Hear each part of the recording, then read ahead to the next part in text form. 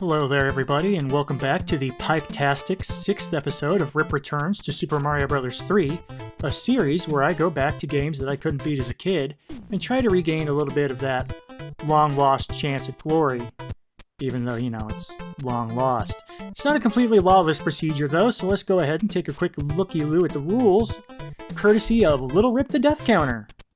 The rules are 3, and these they be. First, no warps. I'm trying to play every level, and I can't do that if I'm warping. The second rule plays into that, and it's know your limits.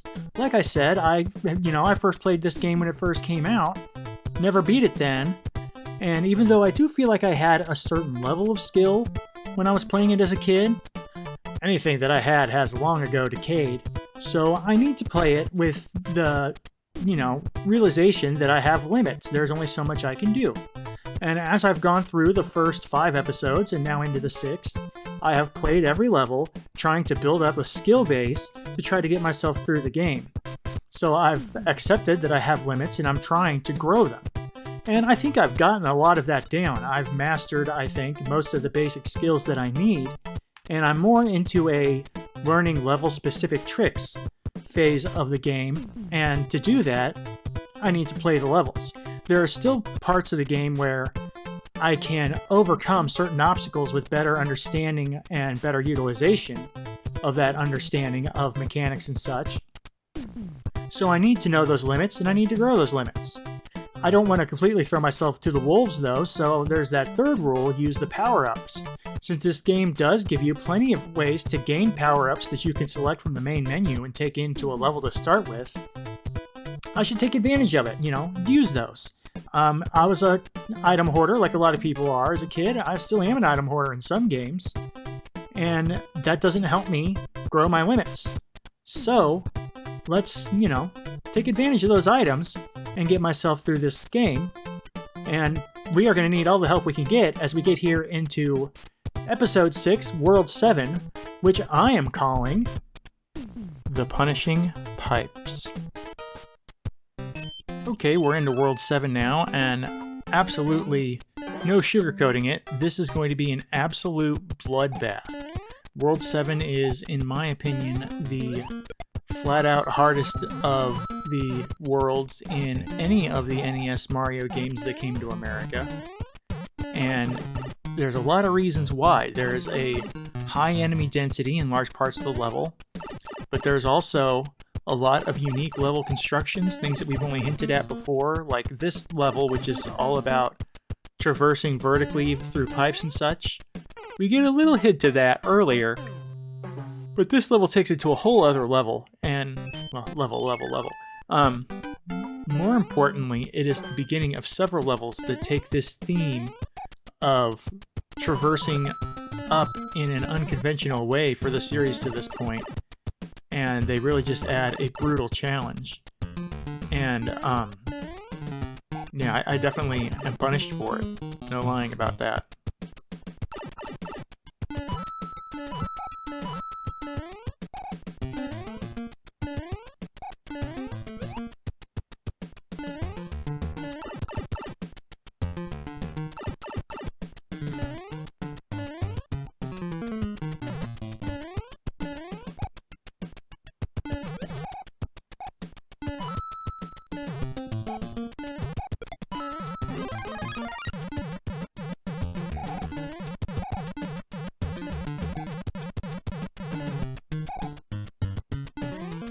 Probably one of the most frustrating things here is the sideways piranha plants, because even though we have a standard method for operating around traditional vertical piranha plants, that can't work at all in this scenario unless you're able to get right up against them really fast, and that's not something you really want to be doing at this level.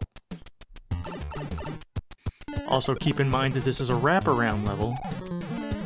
If I were to go off the edge of the screen on the left or right, I would just pop up on the other side. And we've already hit our first death, our first game over rather, of what are going to be several game overs in this video. Like I said, it's an absolute bloodbath.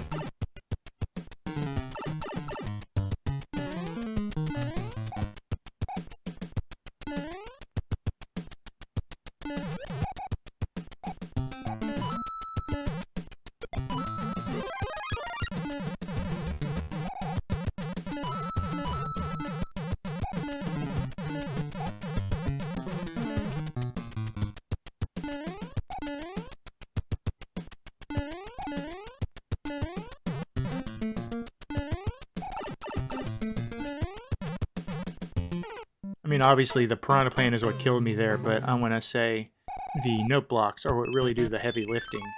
Having to platform up with the note blocks and not, being able to see where you're trying to go is just another way that they ratchet up the challenge here.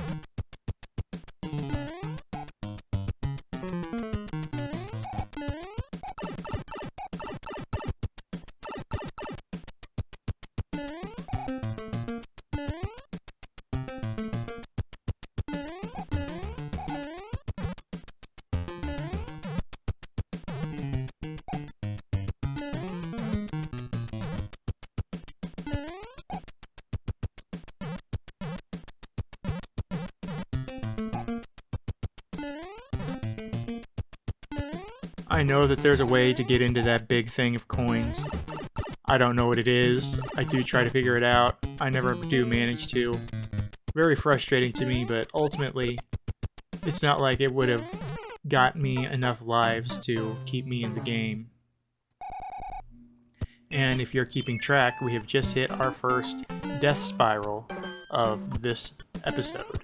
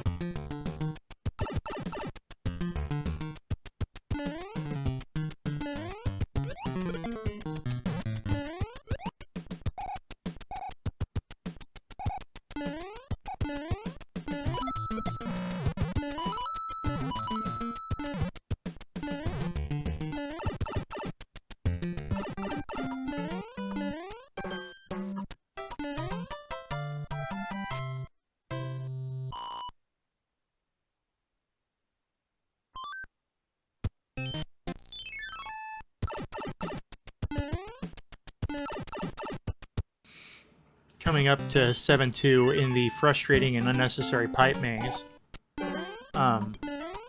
It's weird to say, but this level with its white munchers and ice blocks is actually kind of relaxing. A, nice break after a very hard first level to this world.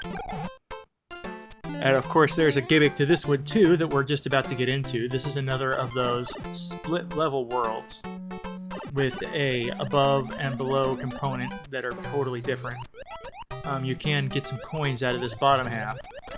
And you do need to actually use both of them to actually get through the level. There is a point we'll get to in a little bit where we have to go below and hit some blocks so that we can come up above to go over the blocks to move on.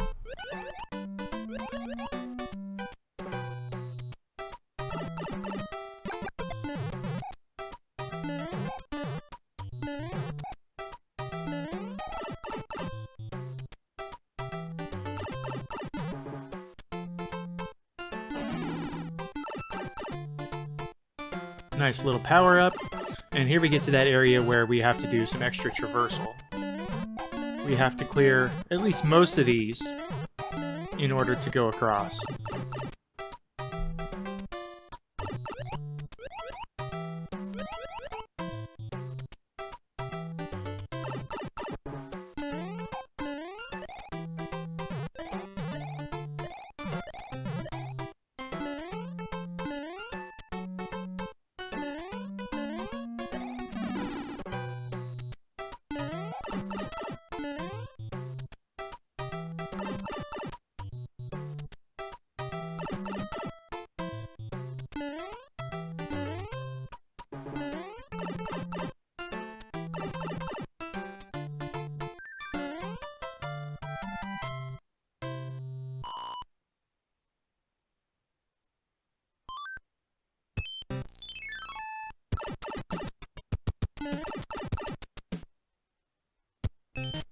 Alright, World 3.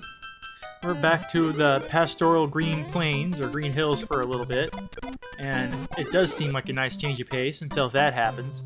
I think this might be the first level in the game that you need to do or you don't need to, I guess, necessarily, but you really want to do a Starman chain.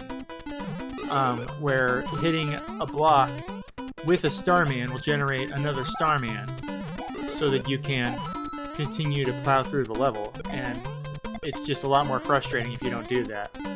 And of course, anytime you're going to throw Lakitu into the mix, obviously you don't want to limit frustrations. I don't think I've noted yet, but I really do love the spin jump that Mario does. What I don't love here is I am violating my first rule of Lakitu, which, if you'll remember from all the way back in Mario 1, is when you see Lakitu, just run away. It's not worth it. Let's see if we can get to Big Mario so we can see that little somersault jump here, but otherwise we're just going through the motions. Gotta make sure you get to the next star. That's all that matters. Of course, it also matters that you don't waste your time oh my goodness. Oh well. I'm gonna die out soon anyway, I guess. No spiral jump for us. Okay, we're in the Lakitu section, and that means cheese it. Run away. Do not engage with Lakitu.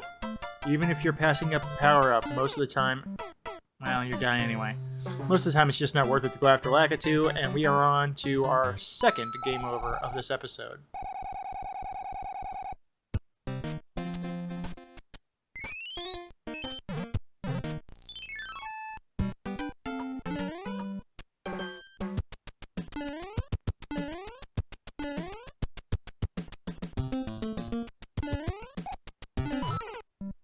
That's not exactly one for the highlight reel.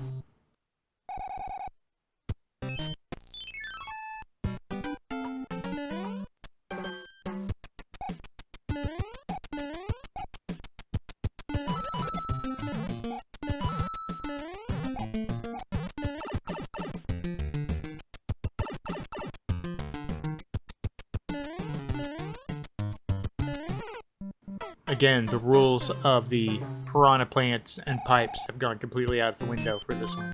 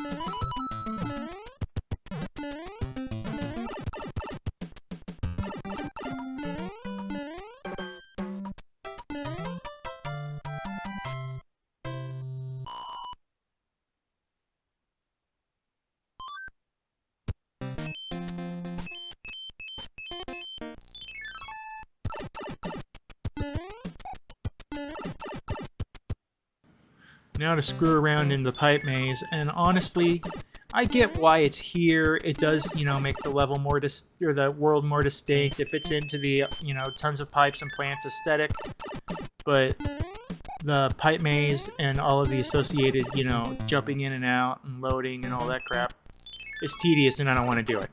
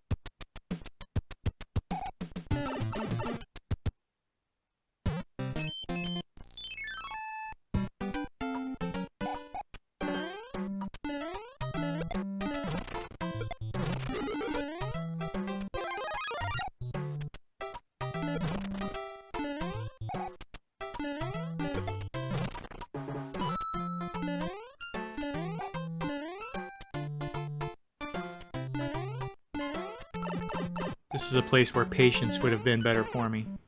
That's not a death that I can be proud of.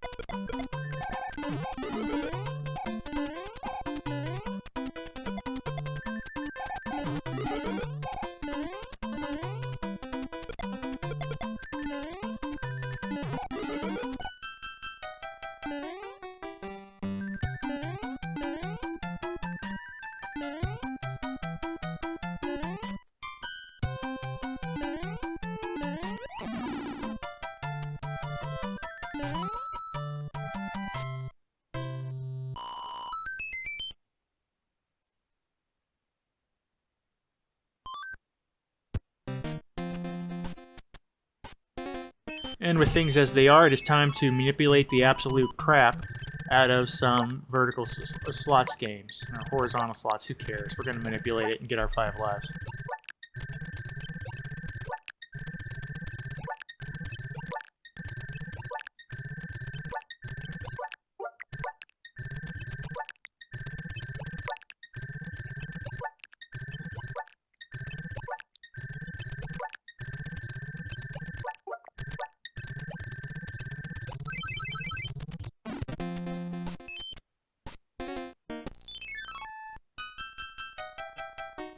course, you know what this world really needed?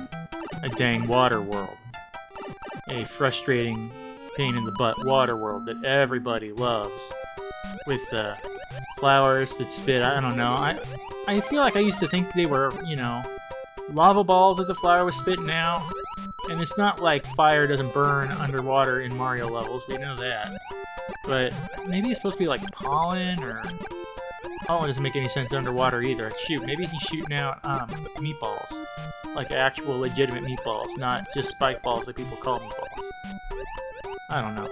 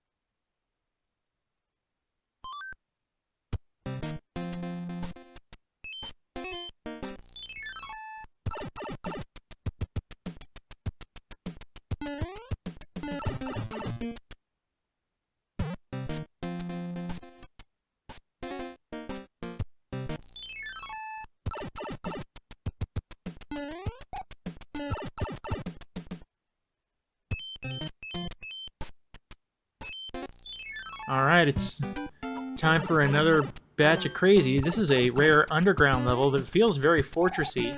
You know, it's just the block construction.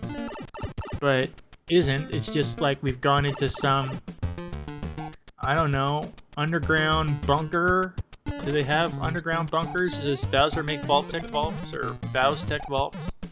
I don't know, it's the best. It's another one. This is another one of those levels that's sort of a maze structure where you have to be going up and down through both levels of the level, as much as I hate saying that, to clear your way to the end.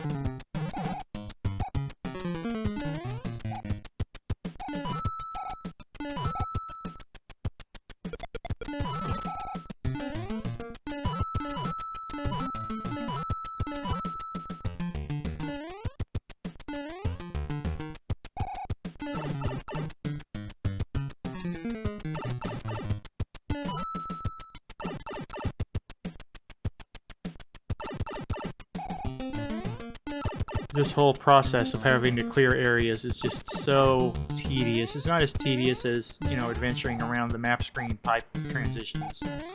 But it's a level that the timer becomes a real challenge, which makes me wonder if that's why they did it. You know, made this level this way, because in the vast majority of the game, I would say, the timer's just not a real issue. In fact, I don't think I even heard any significant timer danger until I got to this world.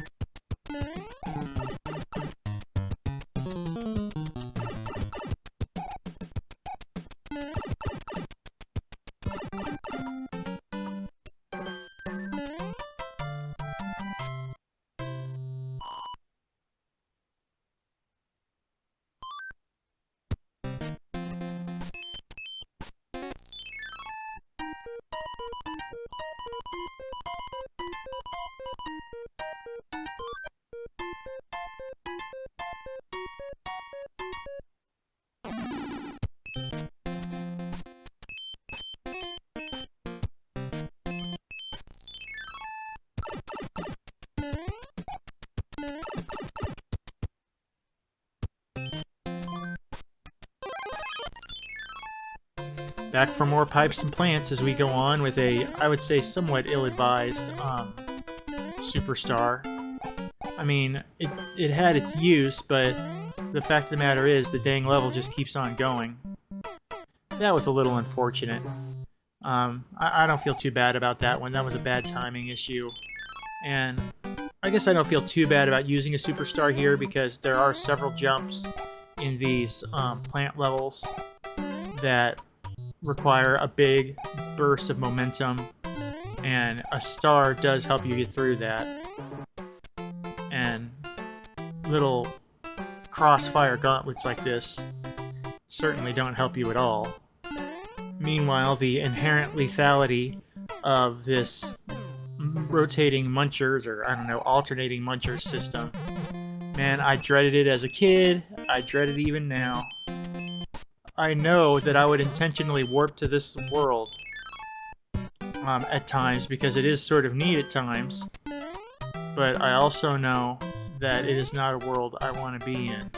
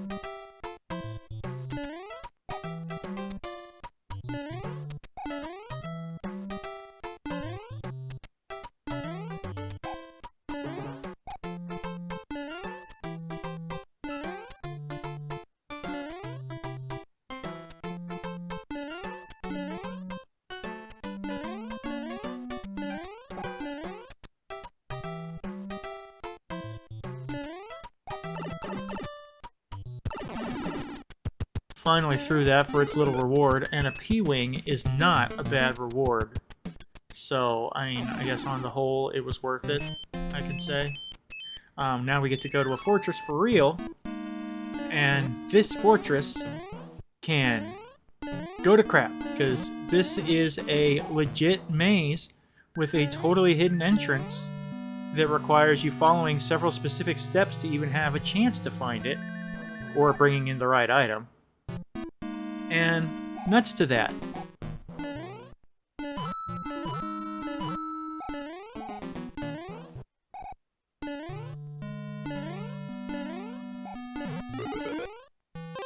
Snatching a few power-ups out of this level certainly isn't a bad idea, but I just have to imagine anybody who is familiar with the trick to this level, who is watching me play, would be just deeply frustrated that I don't seem to know it. And I completely don't know the trick to this level. So, I mean, I guess they'd be right about that.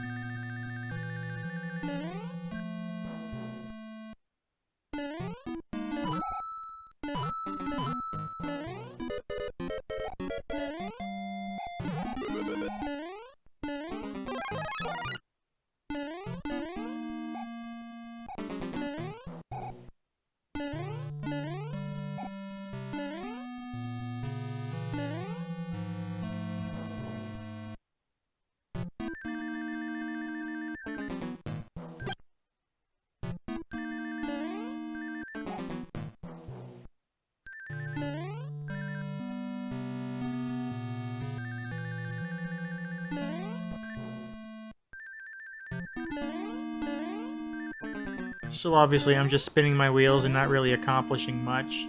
I don't want the fire flower here. I want a leaf or a raccoon suit. And I have no idea that that's what I want. I'm over here looking for Boom Boom. And Boom Boom is not interested in me right now.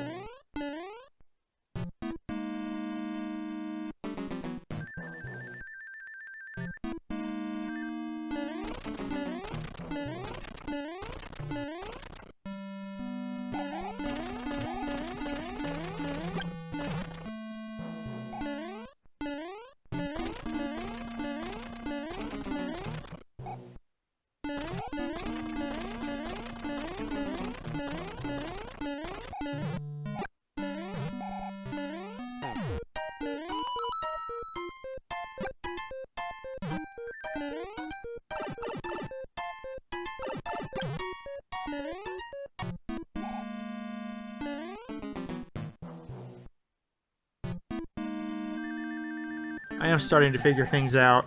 I did remember that there was this giant room full of blocks here, so I went and I took a quick glance at the level map to find this area, but that is going to turn out to not have been quite good enough, so you will see that I have to go a little bit further trying to figure out the puzzle. I mean, I've got a part of it, and this is a massive hint as to what you're supposed to do, but, I mean, come on. There's still a lot of this level to fly through.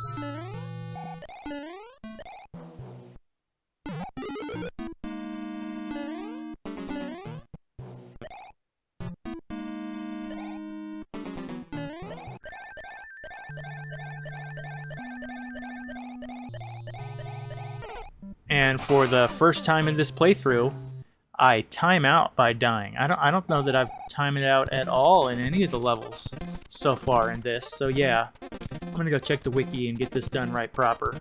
And then, because I feel like the game's just kind of screwing me around, do a little rewinding and try to get to the pipe, which is hidden in a very specific spot in the first big room that you have to fly to or you don't have a shot. So obviously there's not enough time left for me to beat the level after getting to the pipe, but I can rewind here until I get the trick of it down. And then run in and laugh at Boom Boom for a second. He must have been very disappointed watching me. If you noticed, Boom Boom had wings there.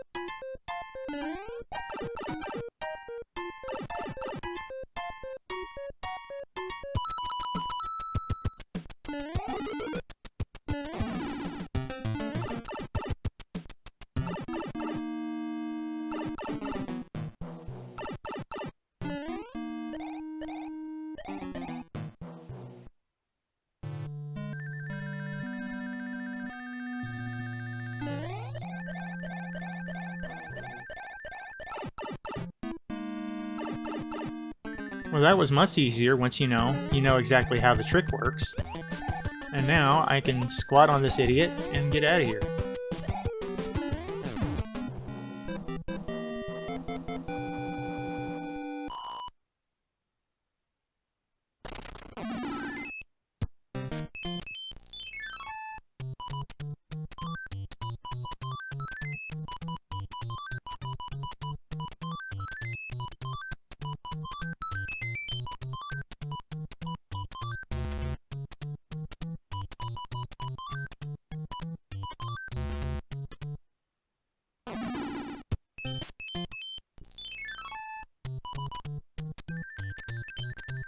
I do feel kind of bad about manipulating the slot machines, so I didn't do it here. Probably should have, considering that, I've seen how the rest of this video goes.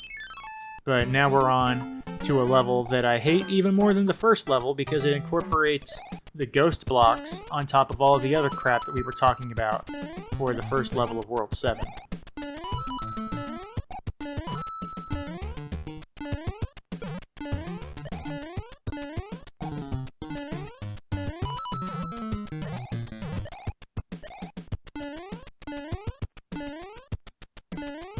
Now, we have seen this type of block before, this double long block that creates a platform when you jump on it. This is the multi-directional variant. Some just have arrows, some have, I think they're supposed to be light bulbs, but maybe not. And you can get these to go different directions by jumping on them. I don't know what the conditions are for them disappearing. If you fall past them, they disappear, and they do appear to be on a timer in case of, or at least in the case of the L ones, not the L ones, the single direction ones, rather.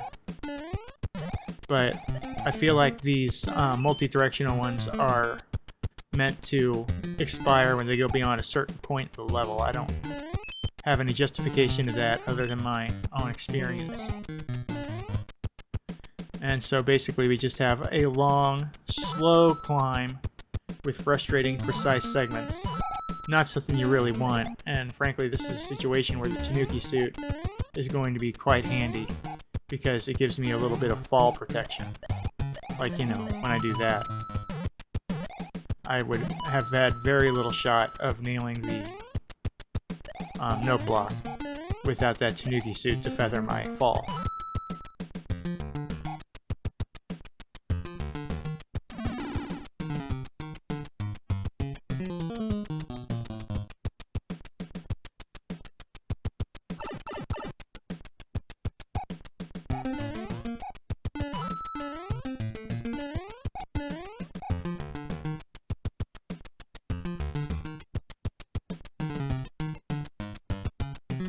This little bit here, and the idea that you have to keep the platform going all the way up to advance is just a big pain in the butt that I don't like.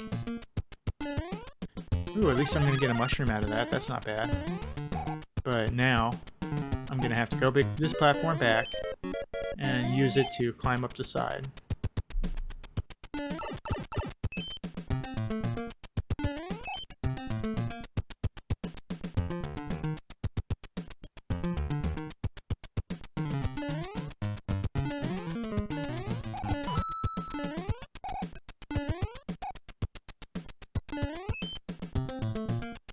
And because nothing can ever be easy, just this one little bit of annoyance before we go. Just will not stop being a jerk, will you, level? We're out of here.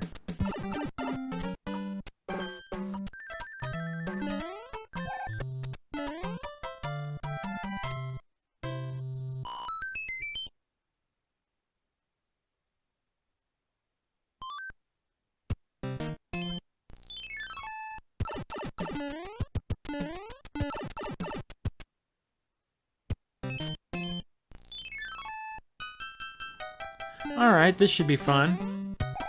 That right there is a big tease that I could probably just skip this level with a P-wing, and I don't know, maybe I should have, but fact of the matter is, I don't, so it doesn't matter. You know, retrospect doesn't help. I think it's interesting that Mario runs on the Munchers. It really just makes them more, I don't know. It's kind of like running on spikes, but it feels more lethal somehow, and I can't explain that. What I can explain is that I am completely boned right now. You have to get here with enough star power left to grab the next star. That is a brutal little ask, isn't it, Nintendo?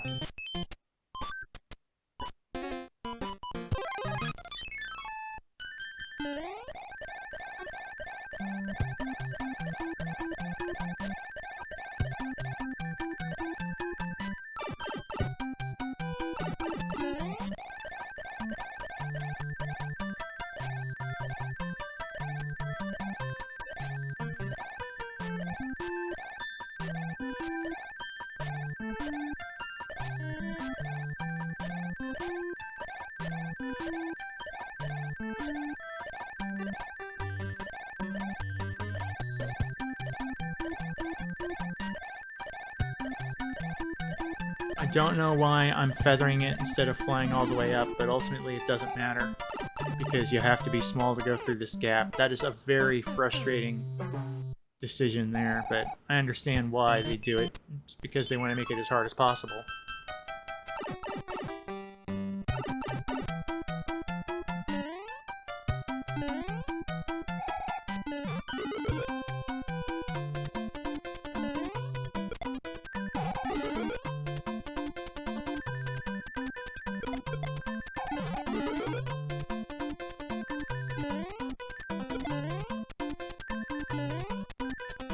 Every little second of star power counts, and I did not have enough right there.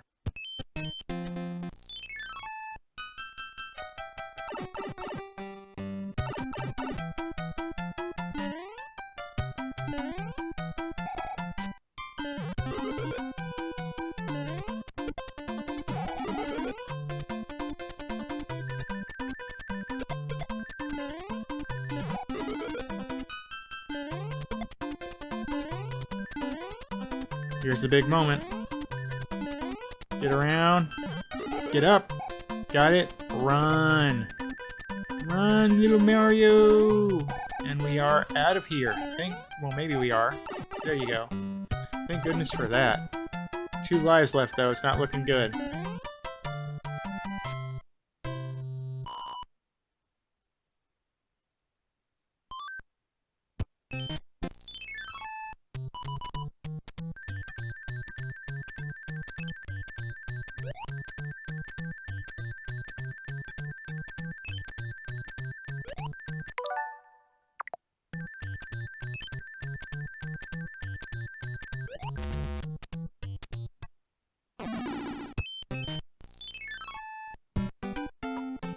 You know what would feel really good after that irritating pipe and flower level? Another irritating pipe and flower level. This one requiring big momentum full send jumps. And dodging a lot of fireballs, because everybody wants to do that.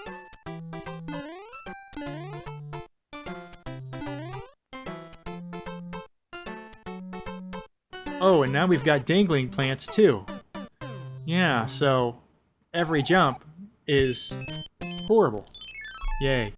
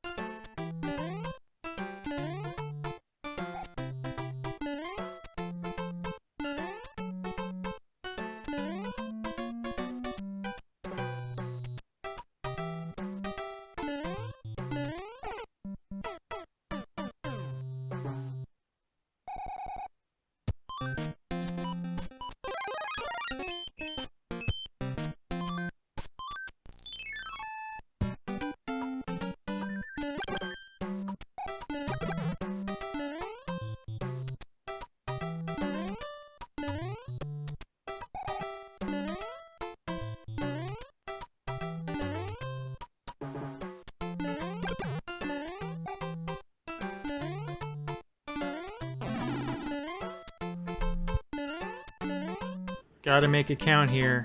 Gotta do something. Yeah, that's not how you want to do it. And now, I would like to present a special segment as I begin this new third or fourth, I don't know, I've gamed over 3 times. And now I've got a special segment that I'm calling The Tragedy. Why do I call it that? I think I call it that because it can't be a death spiral if you game over within 5 lives.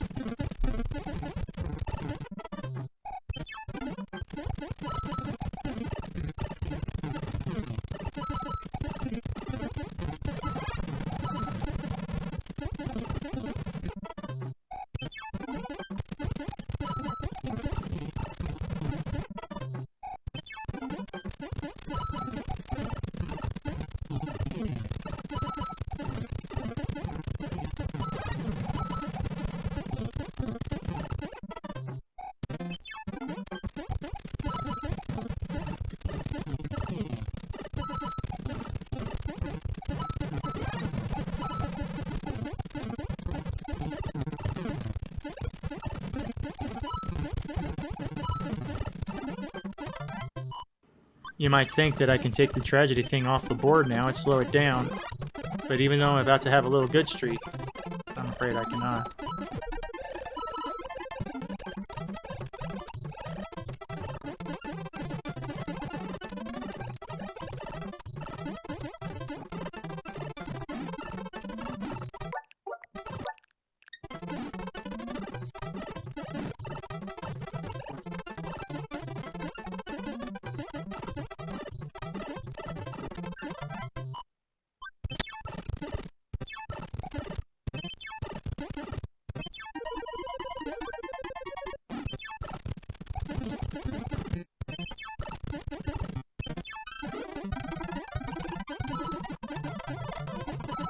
Here it comes, get ready. 150 deaths. Hooray!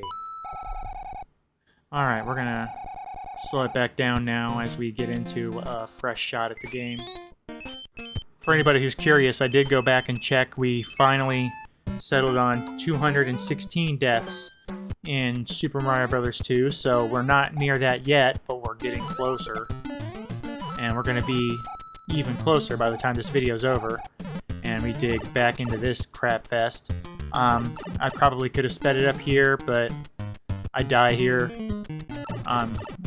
once, maybe twice, so I just didn't want to. I wanted to put a little emphasis on my continuing attempts to try to learn a specific level. We talked a lot about skill and gaining skill and recovering what skill I may have had, and I think for, you know, big portions of the game I have done that. I think I've shown it in some areas, obviously not in others. But World 7 presents us a lot of levels that have their own specific gimmicks that have to be learned.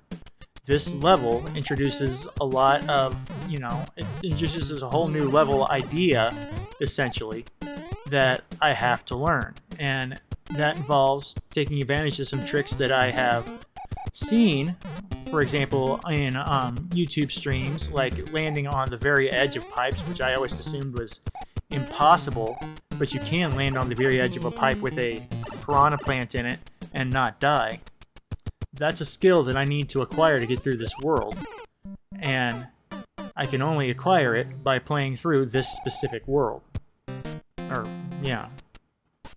So we are getting away from general skill acquisition and to skills that can be best gained by repeating these specific levels, because they're only applicable to these specific levels.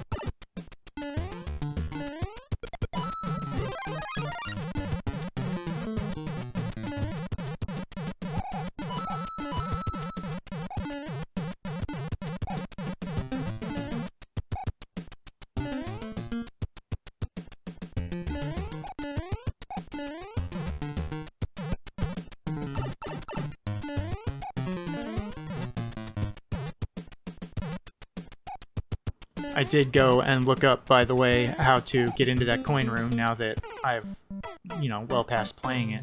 And it turns out that the only way to get in there is to fly up there. Kind of a jerk move, but then again, they do give you all those power-ups. And we are going to speed things up now as we get a little successful to get onto some more interesting content. I mean, I don't think anybody's here to watch me succeed. Although it is kind of fun to watch Mario bunk around the same area for a few minutes, isn't it?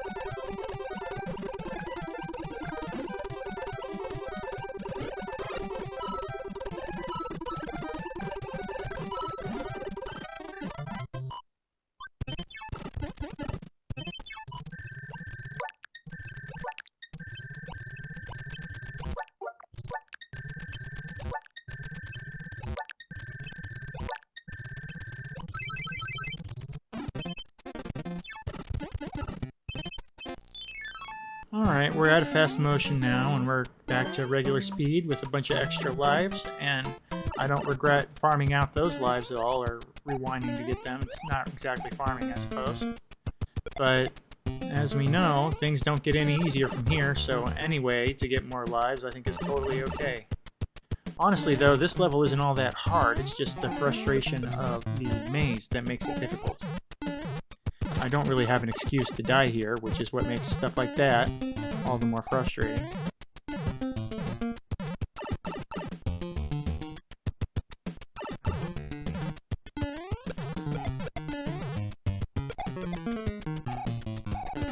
The bombs right here are literally the only vaguely type challenging enemy in the entire level, and that's only because we haven't seen any of them really. So of course they are. Again, like I said, it's not great to die here.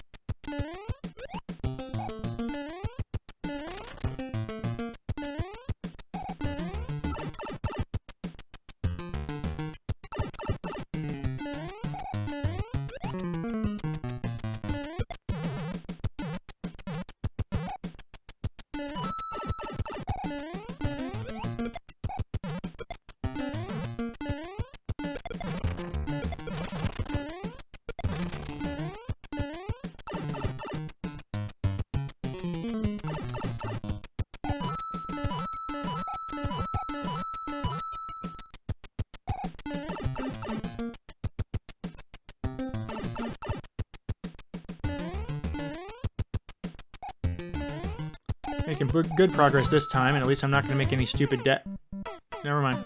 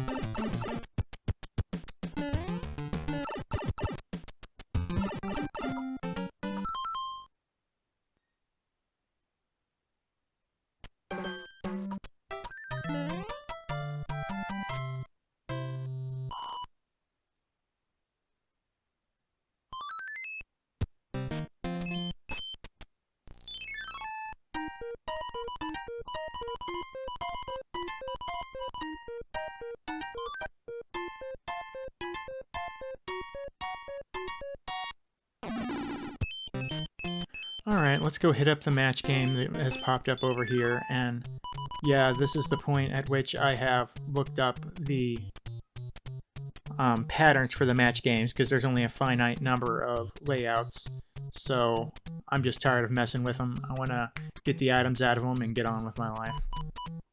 Although it does take a little bit longer when you're actually, you know, following a guide as opposed to just doing whatever your instincts say.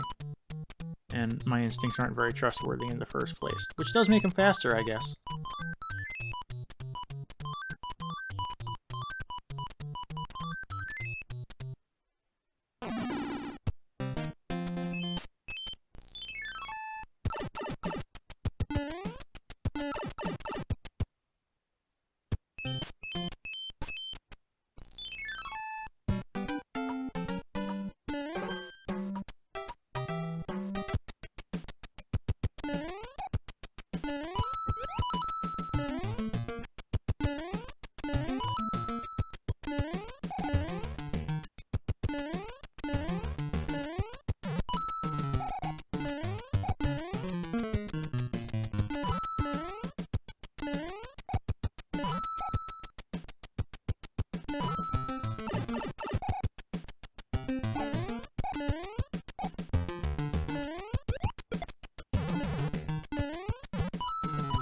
Just so much frustration and challenge in falling down these things, and that's an unfortunate death. I don't know how much of that is on me.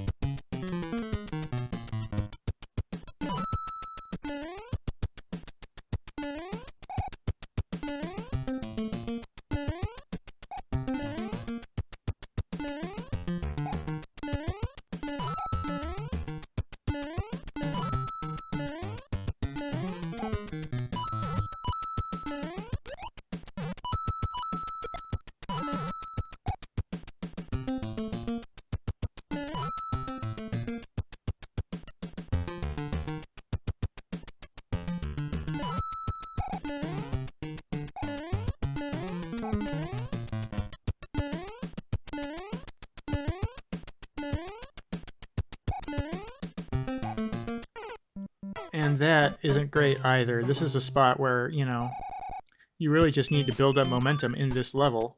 And the best way to do that is to learn specifically how this level works. So practice in other situations just really isn't as helpful as practicing this specific level, or even specific portions of these specific levels over and over again. Kind of a frustrating thing to have to do when you're, 7 worlds in.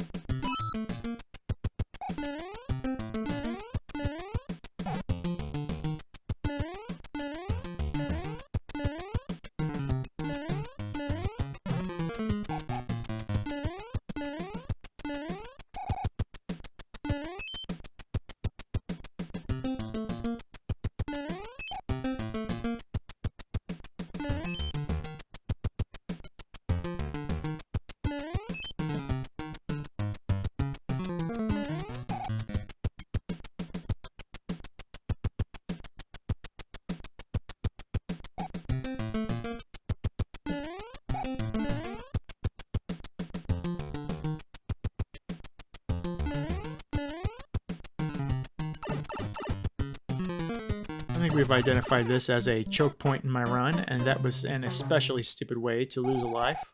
It's not like I didn't know what was going to happen.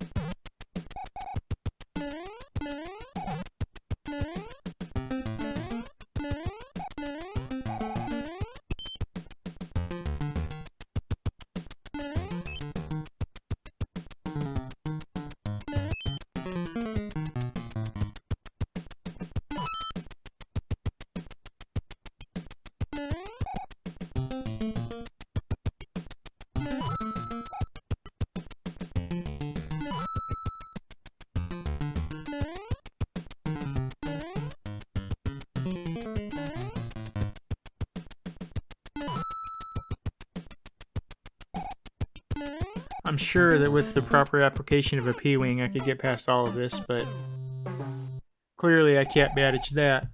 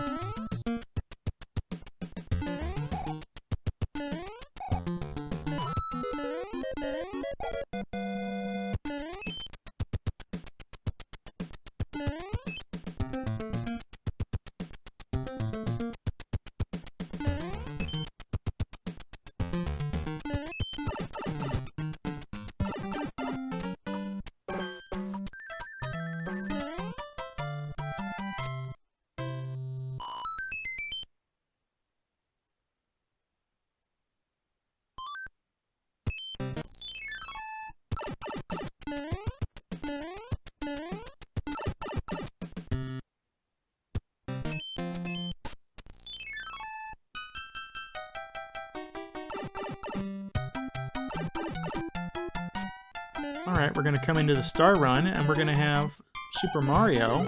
So let's see his spinny somersault jump, because I think that's kind of cool. I just, you know, it's just neat that they added that. It's too bad that they added it and I responded by getting myself near killed. In fact, I really don't want to be Super Mario in this level, if you'll remember. So I don't know what I'm going to do here. Maybe I can take an intentional hit and then get the star very quickly, very quickly, very quickly. Not quick enough. Yeah, you need to be small here.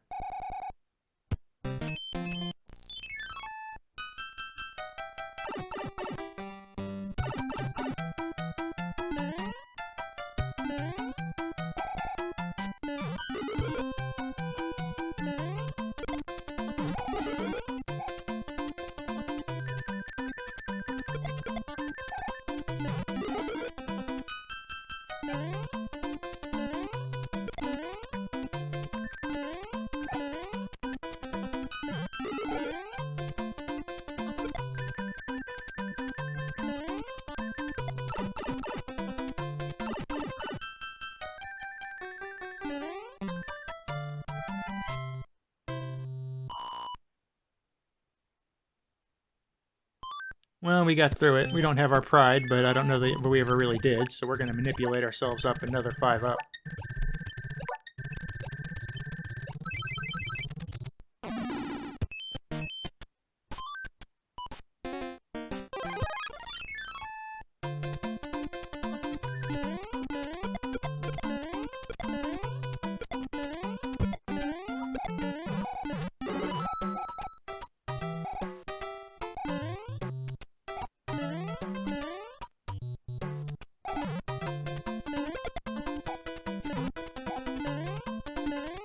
A lot of very tricky setups in this level. I don't know that I could have spared myself any grief by using the light blocks to get into the background of the level. It probably would have been a good idea, but I'm trying to ignore the light block thing because that was always a distraction for me when I was a kid, you know, trying to find them, trying to get into the background.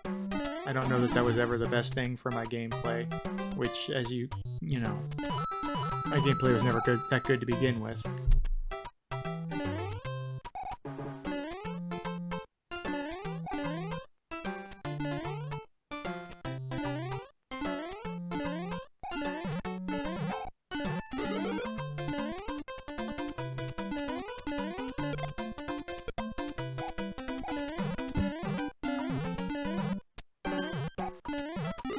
At least we get a 1-up here, so we can perpetuate the cycle of failure.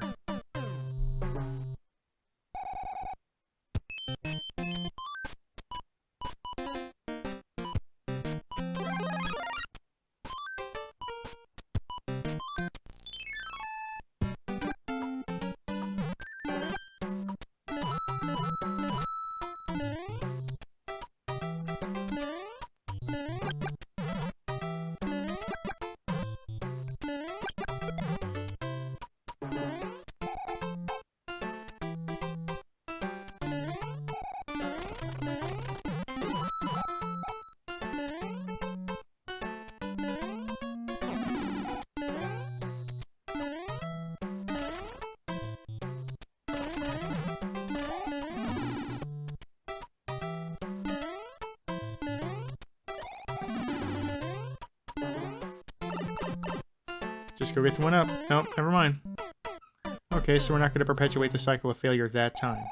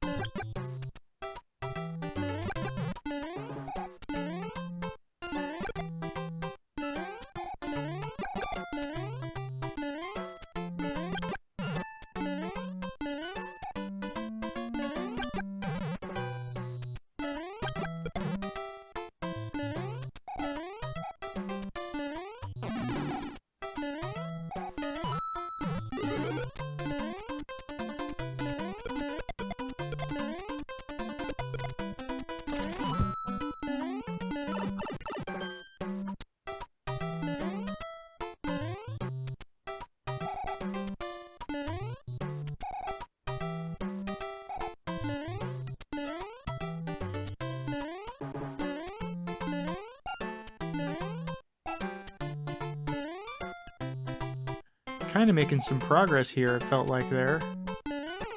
But then I threw it all away. We are now, again, one death short of a death spiral.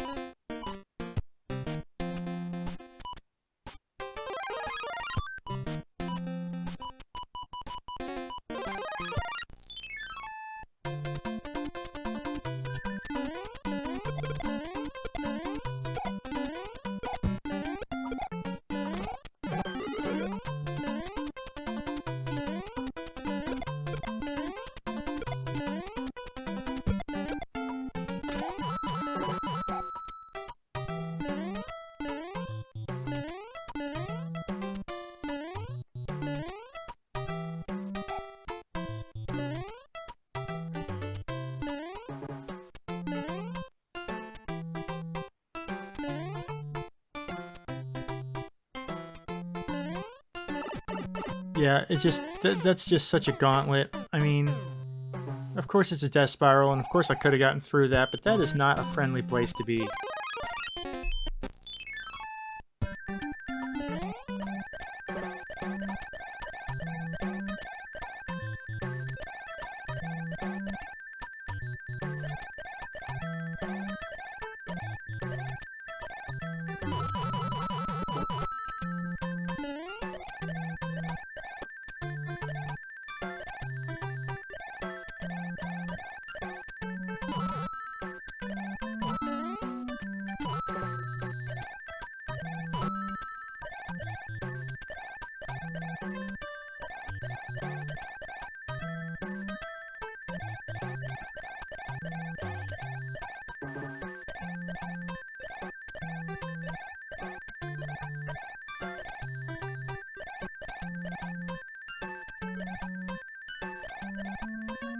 Well, heck, there we go. Maybe we just needed the death spiral alert to get us over the hump there.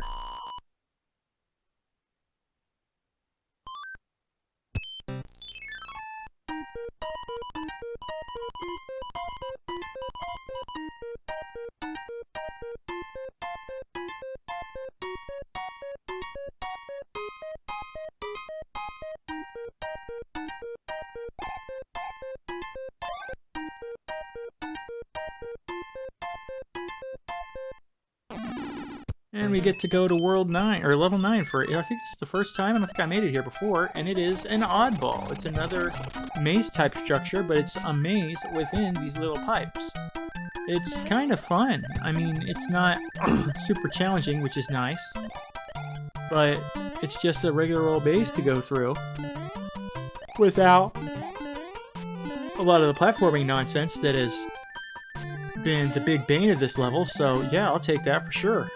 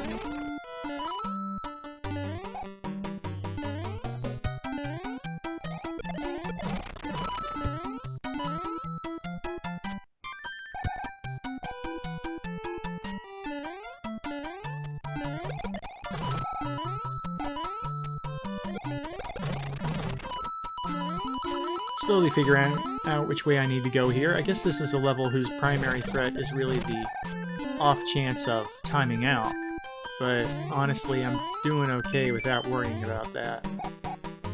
Just, you know, have to smash my head around it until I get to right here. Wow, I did find my way out.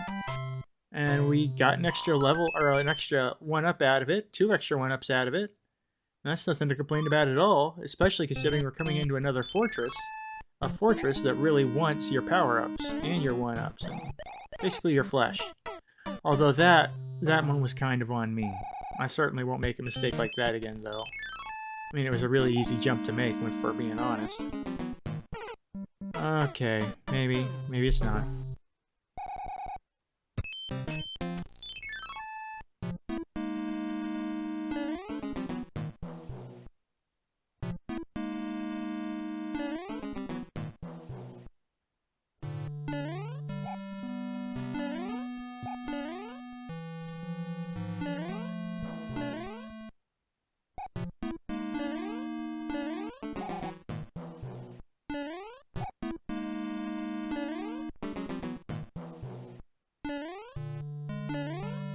Trying to bait out the thwomps in order to get them to work on your cycle is something that I'm still very hesitant about. I don't know if it's because the, actual threat posed by the thwomp, or just not wanting to fall into the lava next to it. But as you can see, I didn't quite stick it there. And even when I do it, I feel hesitant about, the attempt.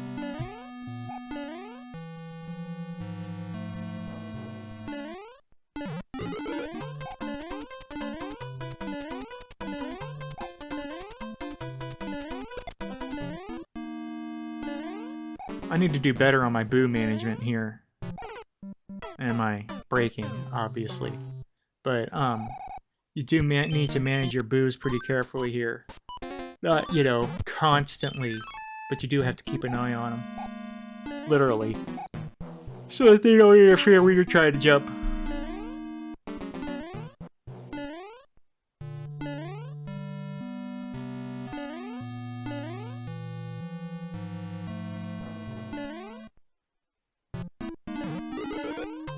Grab the star, off to the races. And that's another death spiral. I don't even know, it's been like 17. It's been a lot.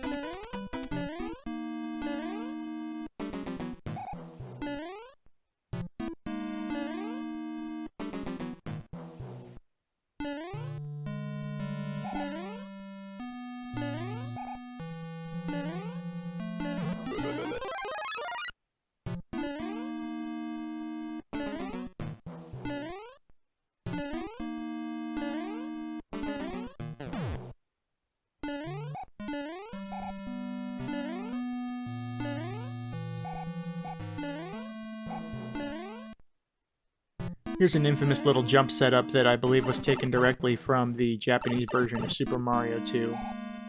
And now we get into a new level, well, a new section of the level, which is basically just the "why aren't you over yet" portion of the level. I don't know why this particular Boom Boom is the only Boom Boom who is smart enough to build in a legit, serious, come challenge me if you dare segment to his throne area.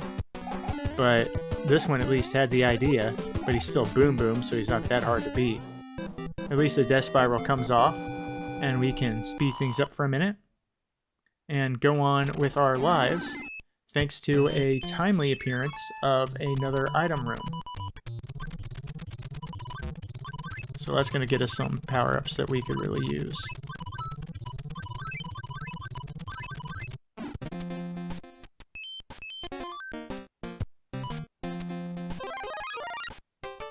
Alright, 9 lives. We've got one more plant hell level to get through. And you notice I did double power up here with the star and the Super Mario, which, I mean, the star got me through okay. Let's see if we can keep up that Mario. And it looks like we have. Very well done. So we'll clear this out. Hopefully get a nice item. We got our mushroom back, so I guess that's nice enough. And we're on to the castle with 9 lives to spare. We might actually have a shot at this. And of course it makes sense that this guy got turned into a plant too.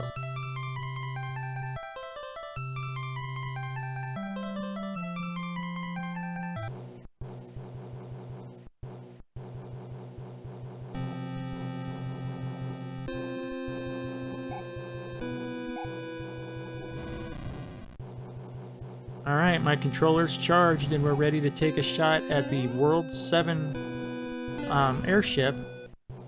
And again, you know, I just kind of groove on the airships. It's just kind of fun. It's interesting to me that I even enjoy the airships a little bit here. I mean, especially this one. I mean, yes, it's fraught with challenges. I mean, you've got the nut jumps over the fire and all that crazy stuff. Big open spaces. There's not a whole lot of, you know, serious jumps to made in the early few airships, but even though this is a more complex one, it's still kind of chill in a way to fight through. Can't explain it.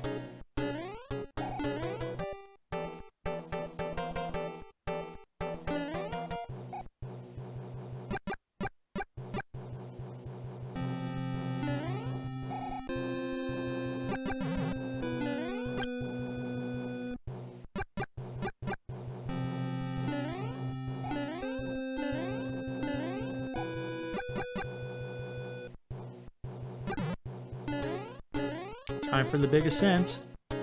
Heading on to the big guy. I believe this is Ludwig?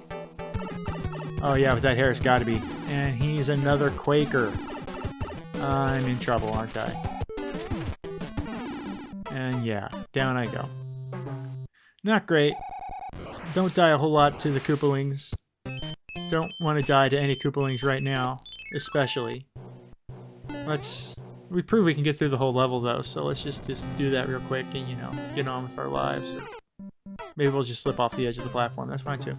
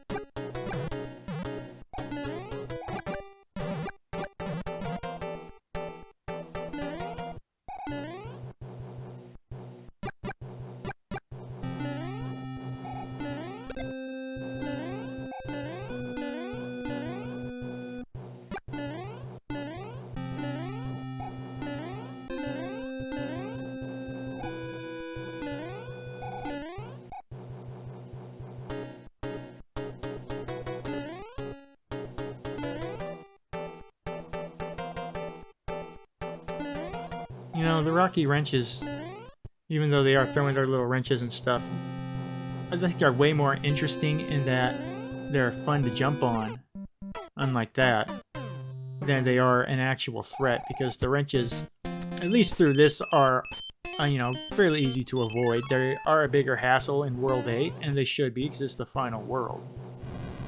But it's not the biggest challenge in the world.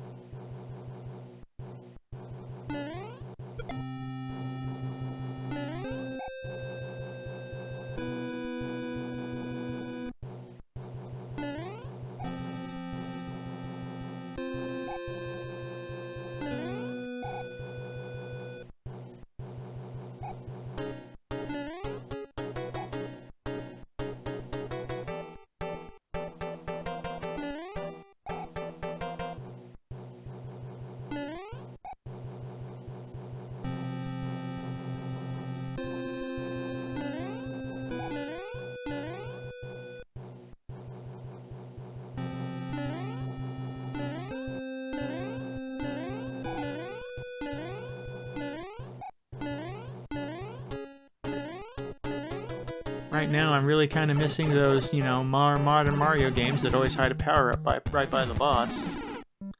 And I just get shot in the face. Yay.